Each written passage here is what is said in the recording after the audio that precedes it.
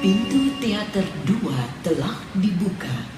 Para penonton yang telah memiliki karcis dipersilakan memasuki ruangan teater.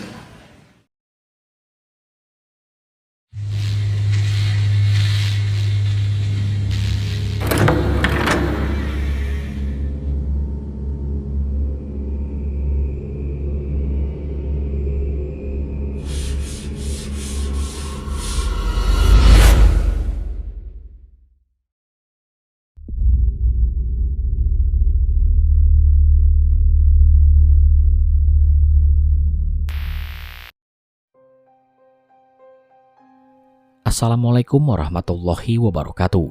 Selamat malam. Jumpa lagi dengan saya Aldi di channel Mereka Ada.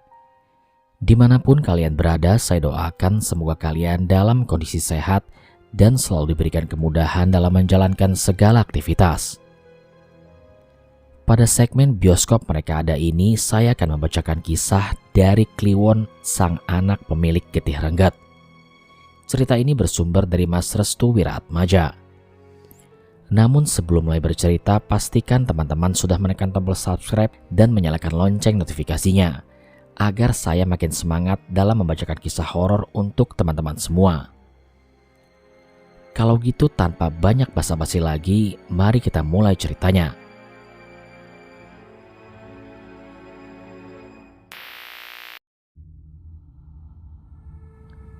Cirebon 1997.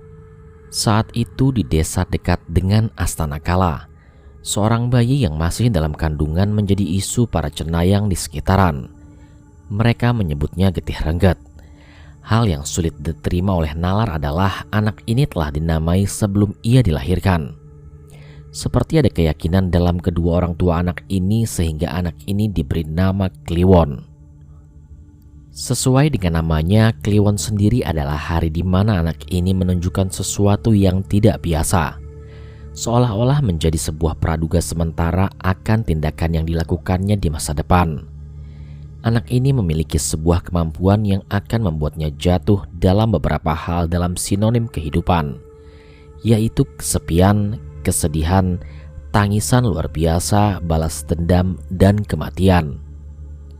Kelimanya adalah poin yang akan dirasakannya karena perintah langsung dari Trah yang menebusnya, yaitu Trah Majapahit. Hari itu hari di mana Bapak Kliwon sedang memikirkan nasib istrinya yang berada di ambang kelahiran si anak pertamanya. "Bu, aku bawa ke dukun beranak aja ya," pinta Pak Soleh. "Pak, aku nggak mau. Aku nggak mau nanti ada sesuatu hal yang terjadi pada anak kita," jelas Bu Risma. Pak Soleh pun kebingungan.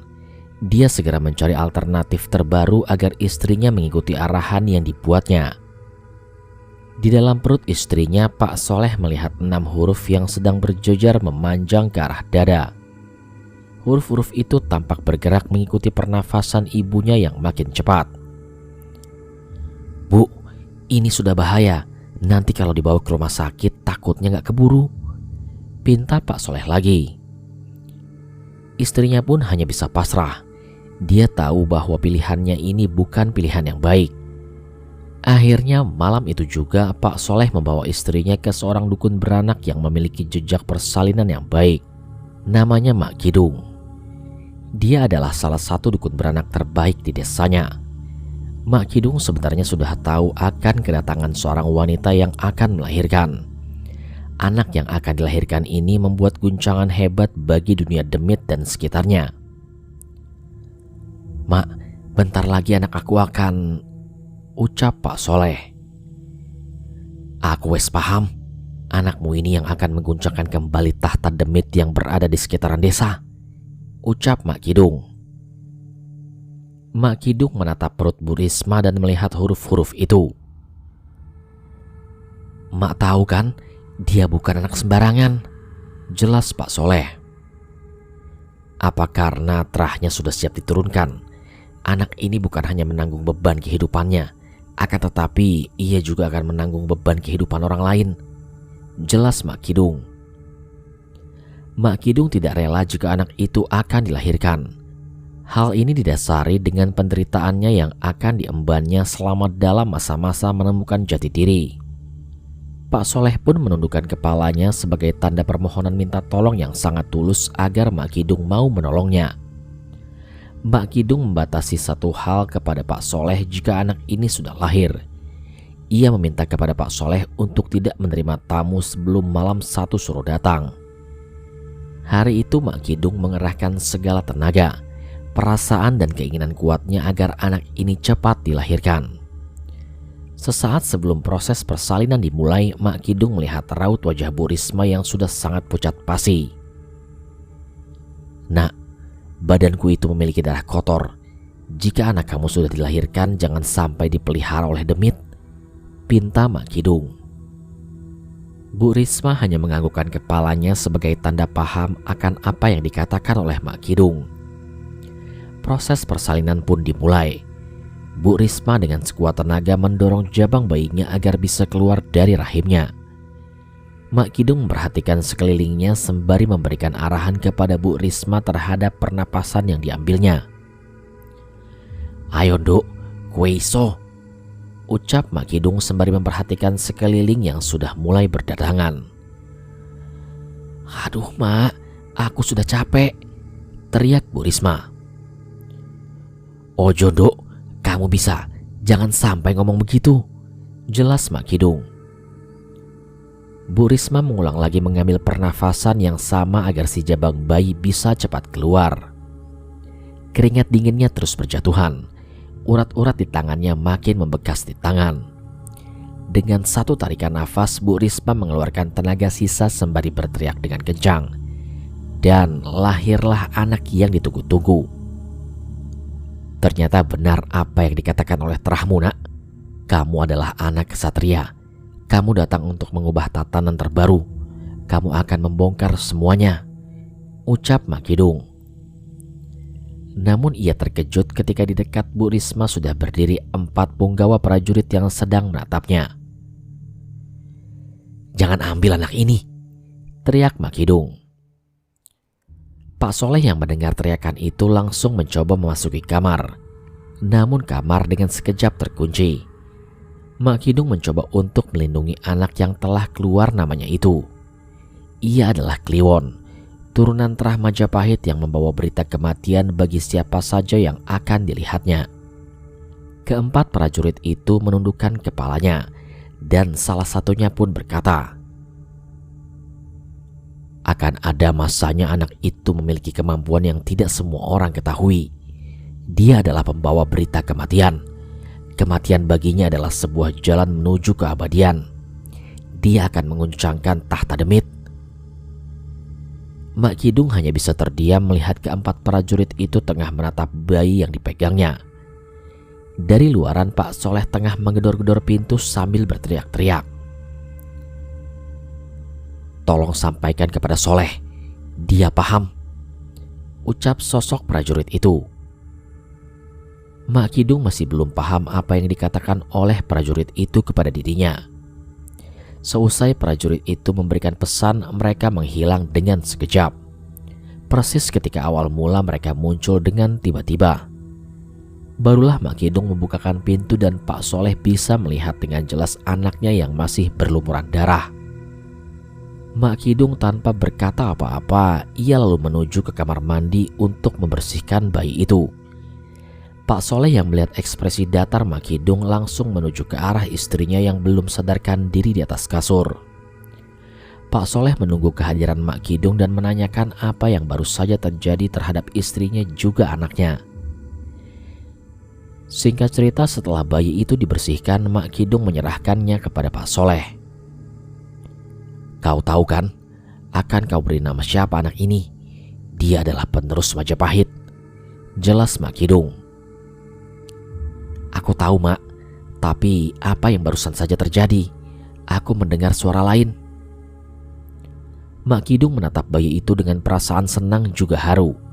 Rasanya ia baru menemukan seorang bayi yang sudah memiliki tugas berat yang akan diembannya nanti. Bayi ini telah dijaga oleh leluhur terahmu. Karena itu dia akan merasakan sesuatu hal yang sangat menyedihkan. Pak Soleh meneteskan air mata saat itu juga. Hari itu ia bersaksi bahwa darah dagingnya memiliki tugas yang sangat berat. Entah berapa lama anak ini akan bertahan, tapi yang pasti jika telah diberikan mandat oleh leluhurnya, kemungkinan besar hidupnya tidak akan nyaman. Aku beri nama Kliwon karena anak ini adalah lahir di mana rasa senang dan haru bercampur menjadi satu. Semoga nama ini memiliki keberkahan terhadap dirinya juga kepada orang-orang di sekitarnya. Dan inilah kisah Kliwon, anak yang memiliki darah renggat yang terahnya telah menyambung hingga kerajaan Majapahit. Kisah ini berasal dari seorang yang begitu hebat dalam menjalani kehidupannya. Setelah kelahiran Kliwon, Pak Soleh lebih berhati-hati akan pertumbuhan anaknya itu. Ia lebih memilih menghabiskan waktu luang untuk si anak. Bukan apa-apa, hanya saja Kliwon ini seringkali mengundang mereka yang tidak terlihat untuk menyukainya secara tidak langsung.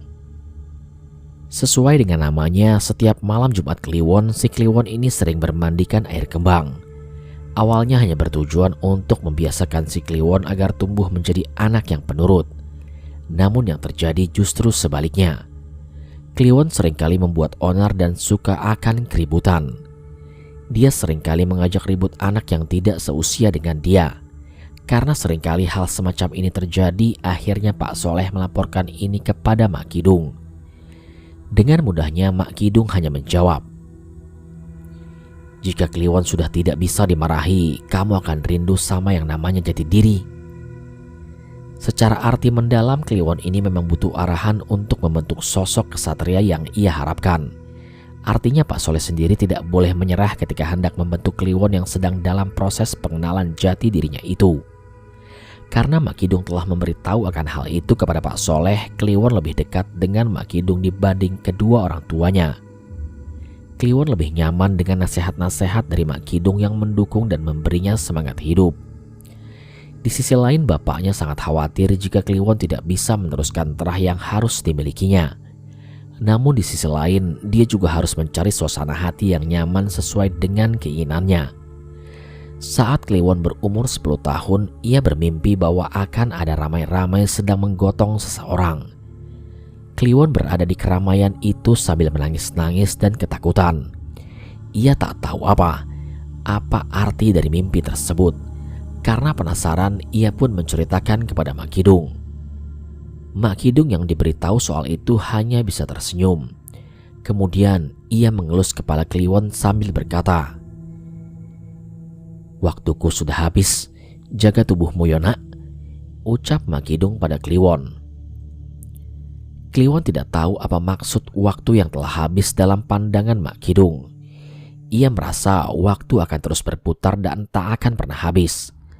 Begitu siang tergantikan oleh malam, maka setelahnya akan menjadi pagi dan berotasi menuju siang lagi dan seterusnya.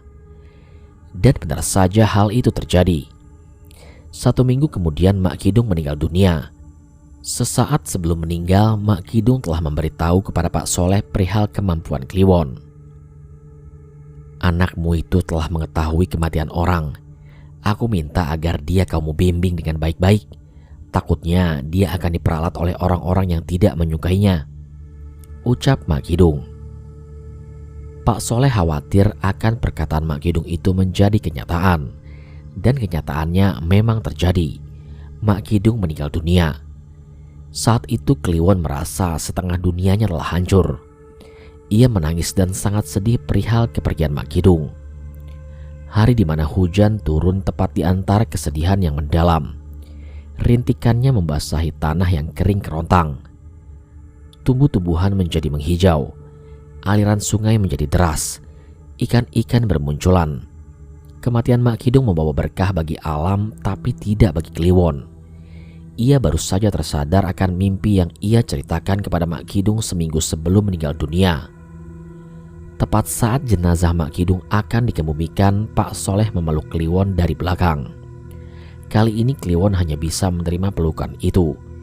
Dia tidak tahu harus kepada siapa meluapkan rasa kesedihannya kecuali kepada orang tuanya sendiri.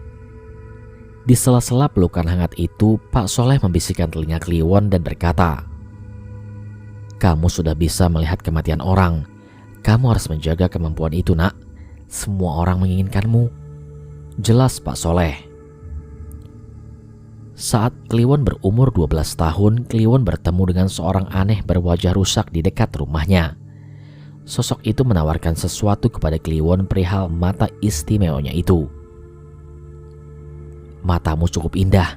Bagaimana jika aku tukar dengan apa yang kamu mau? Pinta sosok itu pada Kliwon. Namun Kliwon hanya terdiam. Ia tahu bahwa dirinya belum pernah bertemu dengan orang aneh itu. Ia pun meninggalkan sosok itu sendirian di dekat rumahnya. Usut demi usut, sosok itu adalah penjaga di desanya.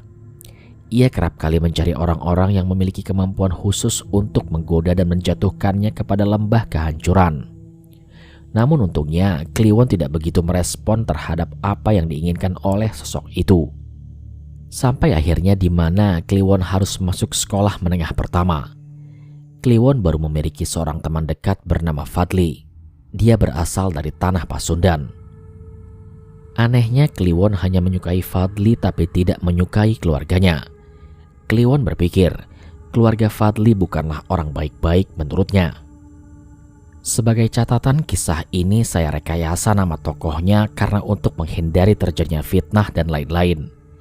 Semua kisah di cerita ini real dan masuk ke dalam bagian kehidupan Kliwon. Keluarga Hisham adalah keluarga pendatang. Ia menjadi satu-satunya keluarga yang berdarah Sunda yang hidup dengan keluarga pendatang lainnya. Dalam tradisinya, keluarga Hisham ini sangat ramah dan mencintai kebersamaan. Namun terlepas dari itu, ternyata mereka memiliki niat terselubung yang sangat jahat. Nama keluarga Hisham sendiri diambil karena mereka memiliki marga bernama Hisham. Hampir seluruh anaknya memiliki nama belakang yang sama, yaitu Hisham. Dan Fadli sendiri adalah anak tetua yang memiliki nama Fadli Nur Hisham. Dalam pertemuannya dengan Kliwon, Fadli merasa nyaman. Kliwon bisa dibilang adalah orang yang humble dan bisa menerima siapa saja. Kemana-mana Kliwon selalu berada di sisi Fadli. Fadli yang sebagai orang pendatang merasa terhormat akan apa yang dilakukan oleh Kliwon terhadap dirinya. Namun keluarga Hisham sendiri tidak menyukai akan kehadiran Kliwon. Seolah-olah menjadi mara bahaya. Kliwon disebut-sebut telah membuat Fadli menjadi lebih arogan, nakal dan tidak menurut apa yang diinginkan oleh tuntutan keluarga. Setelah larangan itu terjadi, Fadli menghindari Kliwon.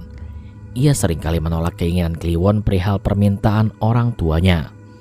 Hingga suatu hari, Kliwon tidak nyaman dengan sifat sahabatnya itu. Ia pun memarahi Fadli dan mengatakan, "Sampai kapan kamu harus diperbudak oleh tradisi keluargamu?" Namun Fadli tidak menerima akan ucapan Kliwon terhadapnya. Dan ia pun mengatakan, "Keluargaku baik-baik semua. Kamu belum tahu siapa mereka."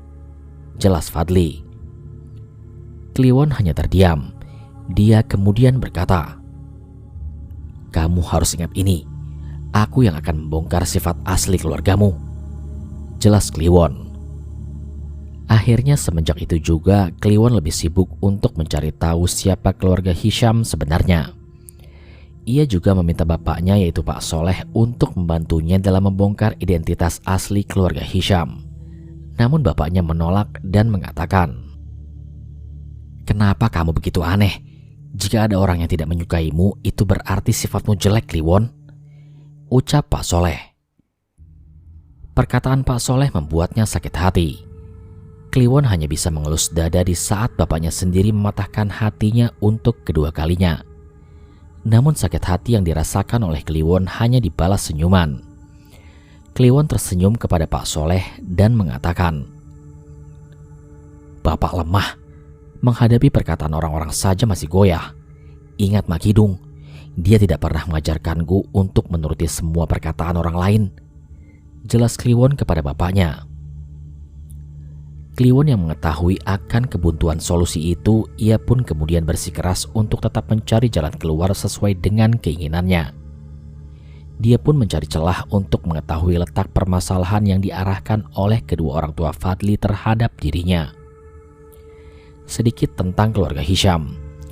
Keluarga Hisham ini memiliki dua orang anak, salah satunya adalah Fadli. Dan anak yang paling bungsu bernama Nina. Hubungan antara Fadli dan Nina bisa dibilang sangat baik dan akur. Mereka berdua layaknya sebagai sebuah pasangan yang mengisi dan mendukung satu sama lain dalam pandangan garis persaudaraan. Nina biasa tidur dengan sang kakak yaitu Fadli. Karena rumahnya yang sangat sempit, kamar mereka dijadikan satu. Sebenarnya dalam keluarga Hisham ini mereka memiliki sebuah taruhan yang cukup mengerikan, di mana di saat ekonomi mulai terpuruk, maka anak pertama harus dijadikan tumbal. Saat itu kedua orang tua Fadli dan Nina yang bernama Pak Hisham dan Ibu Ayu sedang merencanakan sesuatu. Nina tidak sengaja mendengar apa yang dikatakan keduanya tepat di tengah malam. Nina yang kebetulan ingin pergi ke kamar mandi tidak sengaja mendengar obrolan kedua orang tuanya tentang Fadli dan juga nasibnya. "Bu, apa kita harus kembali ke Bandung?" tanya Pak Hisham. "Pak, kita nggak mungkin menumbalkan anak kita, apalagi ia masih berada di sini," jelas Bu Ayu. "Lantas bagaimana, Bu? Fadli harus ditumbalkan?" paksa Pak Hisham. Nina yang mendengar hal itu langsung terkejut. Ia baru tahu bahwa keluarganya hendak melakukan penumbalan terhadap kakaknya sendiri. Nina memiliki tipikal pendiam. Dia memiliki kekurangan dalam berkomunikasi terhadap orang-orang di sekitarnya. Keesokan harinya Kliwon menuju ke rumah Fadli. Tujuannya adalah ingin mengajak Fadli bermain. Namun ketika ia bertemu dengan Fadli tepat di depan rumahnya, Kliwon terkejut dengan apa yang ia lihat. Kliwon melihat angka di atas kepala Fadli yang bertuliskan 0207-2010.